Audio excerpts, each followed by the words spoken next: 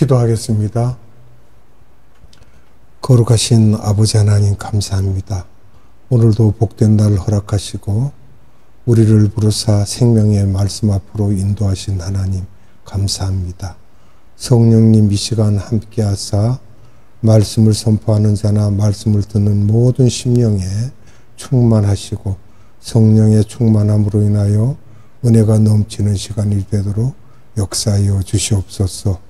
오직 아버지 하나님께 감사와 찬양과 영광을 올려드리며 예수님의 이름으로 감사하며 기도드리옵나이다. 아멘. 오늘 이 시간은 낙원, 길, 기도, 보혜사에 대한 두 번째 시간입니다. 먼저 길론에 대해서 말씀을 드리자고 하면 요한복음 14장 5절로 6절의 말씀인데, 두 번째로 길론에 대해 말씀하시면서 어떤 사건과 사람을 사용하십니다. 도마를 사용하여 이렇게 말하게 하십니다. 주여 어디로 가시는지 우리가 알지 못하거늘 그 길을 어찌 알겠습니까? 라는 이 말을 하도록 하시죠.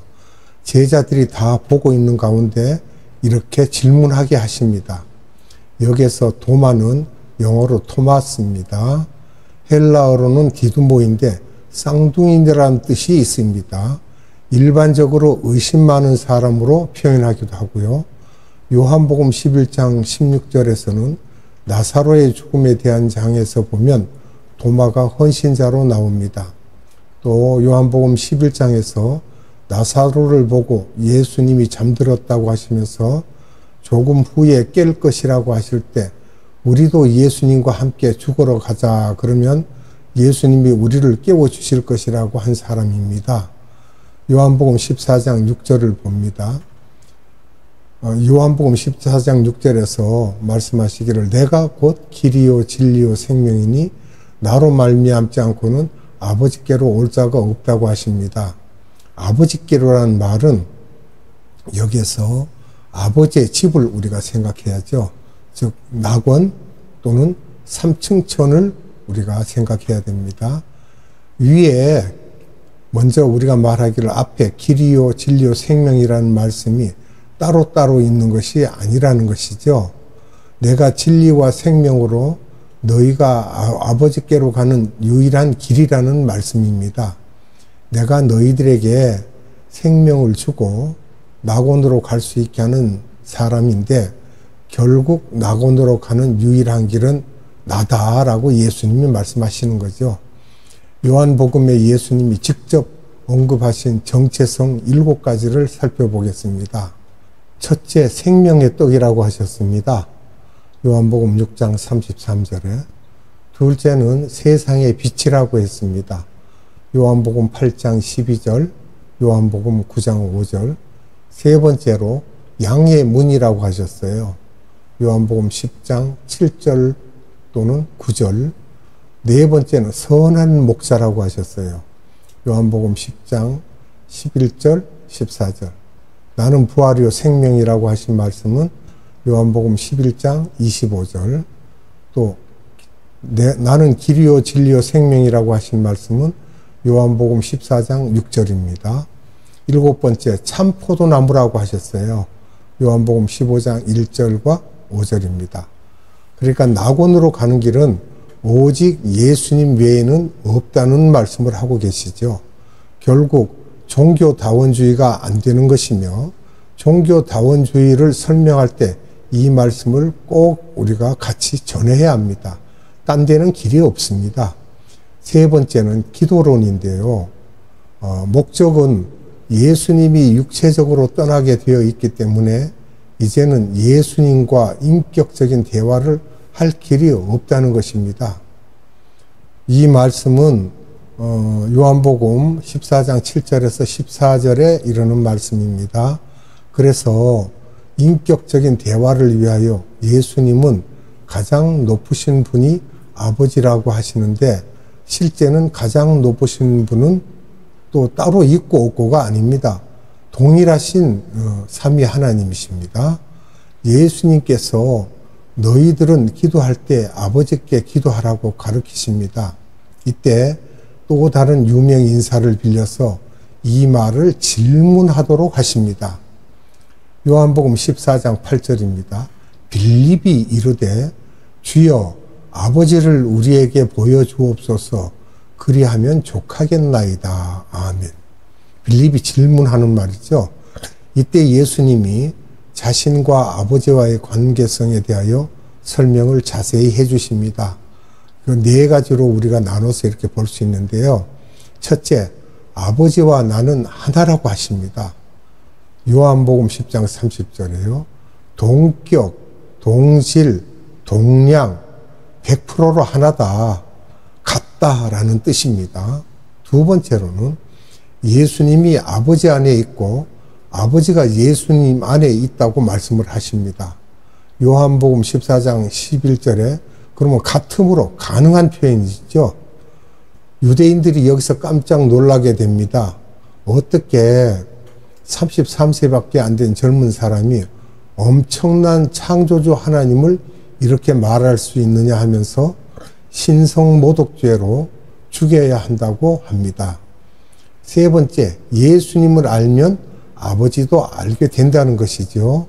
요한복음 8장 19절, 요한복음 14장 7절을 보시면 되어 있습니다. 네 번째, 예수님을 보았으면 아버지를 본 것이다 라고 말씀하셔요. 요한복음 14장 9절인데요. 현재 완료형으로 표현하십니다. 예수님을 보았으면 하나님을 봤다는 거예요. 그냥 3년 동안 나를 본 것은 아버지를 본 것과 같이 지금까지 같이 보고 있다는 말씀입니다. 우리 인간은 아버지를 볼 수 없다는 것이죠. 요한복음 1장 18절에서 피조물은 아버지를 볼 수 없다고 하십니다. 아버지를 보기 위해서는 아버지의 형상과 같은 그 아들을 보면 된다는 것입니다.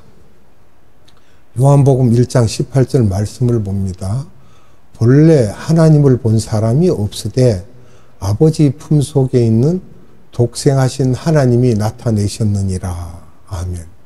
이 관계성을 믿는 자에게 엄청난 혜택을 주시는데 이 관계성을 머리로 믿으려고 하지 말고 보혜사 성령님이 나에게 오시면 이 관계성을 이해하도록 도와주신다는 것입니다. 우리 힘으로는 알 수가 없죠. 성령님께서 오셔서 알려주셔야만 합니다. 이 관계성을 믿는 자에게 주시는 혜택이 있습니다. 첫째, 3년 동안 예수님이 하신 기적들을 보고 깨닫게 된 것이라는 것이죠. 두 번째, 제자들은 예수님보다 더 큰 일을 하게 될 것이라는 거예요.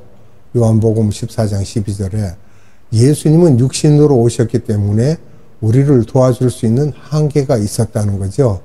세 번째로 너희들을 위하여 보혜사 성령님을 보내달라고 기도를 할 것이며 그렇게 하면 아버지께서 보내주실 것이라는 것입니다. 그리고 우리가 기도를 하면 기도의 원칙이 있습니다. 기도의 원칙은 첫째 대상이죠. 대상. 아버지께 하라 하셨죠. 마태복음 6장 9절에 주기도문에서 말씀하셨고 요한복음 16장 23절에서도 아버지께 기도하라고 하십니다. 요한복음 17장에서는 예수님께서 모본을 보여주십니다. 우리가 기도할 때 하늘에 계신 아버지여 할 때는 삼층천에 계신 아버지를 향하여 하라는 것이며 그때 삼층천에 계신 아버지를 바라보며 한 기도를 보호자의 기도라고 합니다.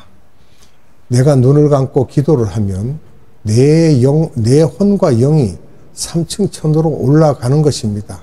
그것을 우리가 마음에 그리면서 하나님을 봐야 합니다. 두 번째, 삼층천의 모습을 우리가 생각해야 됩니다. 요한이 보았던 삼층천을 보면 계시록 4장에서 5장의 말씀을 우리가 묵상하면서 생각할 수가 있습니다. 이사야서 6장 1절에서 8절도 그렇고요. 에스겔이 보았던 것도 보면서 나도 그것을 보도록 소원하고 비주얼라이즈 하면서 아버지 하나님이여 하여야 하고 이것이 빨리 되는 분도 있고 오래 걸리는 사람도 있는데 이것이 되기 위해서는 마음이 청결해야 합니다. 마음이 청결한 자는 복이 있나니 그들이 하나님을 볼 것이라고 했죠. 마태복음 5장 8절에. 이와 같이 아버지 앞에 할 때 항상 그 옆에는 성자, 성령 하나님이 운행하고 계시므로 삼위 하나님께 하는 것과 같으며, 그런데 아버지께 하라는 것입니다.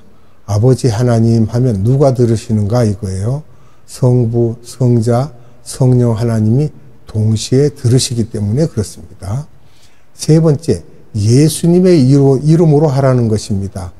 요한복음 14장 13절, 요한복음 16장 23절로 24절에 예수님의 이름이 상당히 많이 있습니다. 100여 가지가 있는데 이 모든 것이 예수님의 인격이므로 막연히 예수님의 이름으로 기도합니다 하는 것이 아니라 이 100여 가지의 여러 가지 이름, 그분의 사랑, 은혜, 자비들을 생각하면서 예수님의 이름을 불러서 기도하라는 것입니다. 네 번째, 예수님의 이름을 불러서 깊은 영성이 있는 기도를 가능케 하시는 분이 보혜사 성령님이십니다. 우리는 구원을 받기 위해서 받은 푸뉴마 성령님과 파라클레토스 성령님이나 같은 성령님이시다 이 말이죠. 기능의 차이가 있습니다. 그런데 푸뉴마 성령님은 일반 크리스찬들은 대화하지 않으며 마태복음 5장 3절에 심령이 가난한 자에게, 이 심령은 하트이죠. 하트이며 하트가 가난한 자는 천국이 저희 것이라고 했는데, 이런 사람은 내 속에 있는 푸뉴마 성령님과 대화하는 사람이며 늘 내 속에 왜 이런 쓴뿌리가 있습니까 하면서 늘 푸뉴마 성령님과 대화하는 사람이며, 이럴 때 로마서 8장 26절에서는 푸뉴마 성령님이 나를 위하여 중보하여 주시며 빌 바를 모르는 것을 탄식하시며 기도해 주신다는 거예요. 이런 사람에게 주는 보너스는 애통하게 되는데, 나의 약한 부분, 쓴뿌리들을 보면서 애통하는 자에게는 위로를 받을 것이라고 했는데, 위로자는 보혜사 성령님이십니다. 보혜사 성령님, 즉 보혜사 성령님은 돕는 자, 또 위로자, 격려자, 변호자로 표현을 할 수가 있습니다. 파라클레토스는 즉 파라는 나의 바깥에 계신다 이 말씀이고, 클레토스는 초대받는다는 것을 말하고 있습니다. 수동형으로 내가 애통하면서 이분과 인격적인 교제를 하기 위하여 바깥에서 계신 분을 찬양과 기도를 통하여 이제 불러 모시는 거죠. 내가 애통할 때 같은 성령님이신데 바깥에 계신 성령님이 내 속에 강하게 임하신다는 것이며, 불같이, 비둘기같이, 바람같이, 빛같이 오시기도 하면서 나에게 오신다는 것입니다. 그러면 예수님의 12 제자들이 푸뉴마 성령님은 언제 받았는가 우리가 질문할 수 있죠. 예수님이 부활하셨을 때 그 부활하신 예수님을 믿고 40일간 따라다녔는데 이미 그때 이분들은 푸뉴마 성령님이 임하여 구원을 받았고, 그 후 푸뉴마 성령님을 받은 사람들에게 승천하시면서 예루살렘을 떠나지 말고 내가 약속한 보혜사 성령님을 받으라고 하였을 때 10일간 마가의 다락방에서 애통하였을 때 파라클레토스 성령님이 임하신 것입니다. 보혜사 성령님이시죠. 오늘날 크리스찬들의 차이점을 보면 내가 마음이 가난해지고 속에 있는 쓴뿌리들이 제하여지면서 내 인격이 변화되기 위하여 파라클레토스 성령님을 갈급하는 크리스찬이냐 아니냐에 따라 엄청난 차이가 있습니다. 결국 우리는 기도를 더블로 하는 것입니다. 내 속에 있는 푸뉴마 성령님이 기도하게 하시고, 물같이 요한복음 7장 37절로 38절에 또 밖에 있는 파라클레토스 성령님의 기름 부심을 우리가 또 원해야죠. 불같이, 바람같이, 빛같이, 비둘기같이 이렇게 우리가 임하시기를 더불어 기도하는데, 이렇게 하는 자는 팔복에서 온유한 자가 될 것이라고 했는데, 이는 땅을 기업으로 받을 것이라고 하십니다. 온유한 자가 어떤 온유한 자입니까? 삽살개같이 주인의 말에 순종을 잘하는 자이며 하늘에서 땅을 기업으로 받고 상을 받게 된다는 거예요. 주인한테는 그냥 목숨까지 내놓는 거죠. 또 의에 줄이고 목마른 자란 말은 줄인다라는 건 그 말씀의 배고픔을 말하고 있습니다. 목마름은 성령의 생수에 목마른 것을 우리가 알고 있고, 말씀과 성령 받기를 간절히 원해야 할 것입니다. 이렇게 기도할 때 응답하실 것이며, 직접 응답하시고 실행하시는 분은 예수님이십니다. 예수님께서 보혜사를 보내어 실제로 하는 것이겠지만, 예수님께서 천사를 보내시기도 하면서 직접 실행하십니다. 아버지는 가만히 계시는 것 같습니다. 이렇게 예수님께서 직접 실행하셔서 우리에게 오셔서 영으로 말씀해 주기도 하고 능력을 주기도 하시는데, 성령님이 오셔서 하는 것과 마찬가지며, 예수님이 직접 실행하시며 그럴 때 결국 아버지께서 영광을 받으시고 예수님도 받으시고 성령님도 영광을 받으신다는 것입니다. 요한복음 15장 11절에 보면요, 그러므로 창조의 목적으로 돌아가는 것입니다. 삼위 하나님이 영광을 받으시고 그러면 너희들에게 기쁨이 넘쳐난다, 이렇게 이제 말씀을 하시는 것은, 이유는 이 세상에 살면서 어려움이 있지만 이 어려움이 나를 지배하지 못하고 언젠가는 나는 낙원에 간다, 이 세상과는 끝이다 하는 생각이 구체적으로 들면서 이 세상의 어려움이 나를 지배하지 못하게 되므로 내 속에서 진심으로 기쁨이 나오게 된다는 것입니다. 어려운 가운데서 기쁨이 나오게 되며 이것이 제자들의 특권입니다.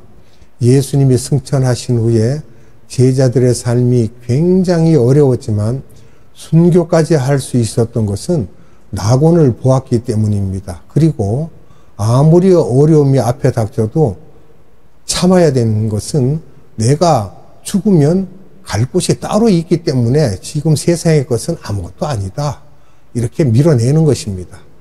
우리가 기도는 어떻게 해야 하는가 하는 것을 또 우리가 살펴보면은 기도의 그 종류가 있습니다. 4가지 정도의 종류가 있는데, 첫째, 아도레이션이라고 그래서 행위입니다. 찬양을 하고 경배하고 우리가 성령님 오시기를 고대하고 그렇게 하고요. 두 번째는 컨페션입니다. 나의 죄를 고백하는 거예요. 회개죠. 나의 모든 죄를 드러내놓고 눈물로 회개하며, 또한 나는 이렇게 믿음이 연약하지만 이 믿음을 주님께서 봐달라고 고백하는 거예요. 그리고 예수님의 정체성을 우리가 또 고백해야 됩니다. 주님은 이 땅에 오셔서 피 흘리시고 나를 구원하신 분이라는 것을. 그 다음에는 세 번째, 생스기빙이라고 해서 감사입니다. 감사로 하나님께 영광을 돌리고 기도하는 자는 하나님께서 그 기도를 영화롭게 받으실 것입니다. 네 번째, 서프리케이션이라고 해서 중보 기도입니다. 또는 도고를 또 하기도 하죠. 남을 위해 하죠. 중보하고 직접적으로 하나님께 말씀을 올리기도 하는 것입니다. 그러면 기도에 2가지 모습이 있습니다. 기도의 모습인데, 첫째는 깊은 마음의 기도입니다. 메디테이션이라고 그래서 묵상이죠. 하면서 하늘을 그립니다. 에베소서 3장 20절을 봅니다. 우리 가운데서 역사하시는 능력대로 우리가 구하거나 생각하는 모든 것에 더 넘치도록 능히 하실 이에게. 아멘. 역사하시는 능력대로라고 했어요. 우리들 속에, 즉 우리들 밖에서, 속에서나 안에서나 푸뉴마와 파라클레토스 성령님을 우리에게 역사하시면서 우리가 입을 열어 온갖 구하는 것이나 그것뿐만 아니라 생각나게 하시는 이것이 실은 더 깊은 기도인데, 이렇게 하루 종일 예수님을 생각하고 예수님의 뜻을 생각하면서 깊은 마음의 기도, 즉 묵상을 하게 된다는 것입니다. 이런 사람에게 더 넘치도록 능히 이루어 주신다는 것입니다. 그리고 쉬지 말고 기도하라 그러니까 잠도 안 자고 기도하느냐라고 이렇게 하는데, 그게 아니고 자세히 듣고 우리가 배워야 됩니다. 데살로니가 전서 5장 17절로 18절입니다. 쉬지 말고 기도하라. 범사에 감사하라. 이것이 그리스도 예수 안에서 너희를 향하신 하나님의 뜻이니라. 아멘. 기도는 꼭 새벽 기도에 와서 열심히 소리를 지르며 해야 하고 하는 것은 어린아이 때의 기도이며, 24시간 기도하는데 걸어가면서, 일하면서, 설거지하면서, 공부하면서 끊임없이 입으로 말하는 것보다 메디테이션을 하여야 하며, 자칫 잘못하여 나타나고 보여주는 기도를 하다 보면 마태복음 6장에 말씀하신 것처럼 중언부언하는 기도가 될 수가 있습니다. 조심해야죠. 이 시간은 여기까지 말씀을 드리고 다음 시간에 이어서 또 말씀을 드리도록 하겠습니다. 기도하겠습니다. 거룩하신 아버지 하나님 감사합니다. 오늘도 우리에게 길에 대해서 또는 우리의 받을 은사에 대해서, 성령님에 대해서 여러 가지로 자세히 말씀하여 주심을 감사드립니다. 이런 말씀을 우리가 마음에 늘 새겨서 기도할 때도 잊지 않게 하시고, 항상 세상을 살면서 중언부언하는 자가 되지 아니하고 오직 보좌를 향하여 하나님께 기도하는 그러한 우리가 되도록 은혜 베풀어 주시옵소서. 오늘도 생명의 말씀을 주신 성삼위 하나님께 무한한 감사와 찬양과 영광을 올려드리며 예수님의 이름으로 감사하며 기도드리옵나이다. 아멘. 축도로 예배를 마치도록 하겠습니다. 지금은 우리 구주 예수 그리스도의 한량없는 은혜와 하나님의 극진하신 사랑하심과 성령님의 감화, 감동, 교통, 역사하심이 오늘 예배드린 모든 자들의 머리 위에와 이 나라의 많은 교회들 위에와 이 나라의 많은 선교회들 위에와 에바다 국제 선교회 위에 지금으로부터 영원토록 함께 하시기를 예수님의 이름으로 축원하옵나이다.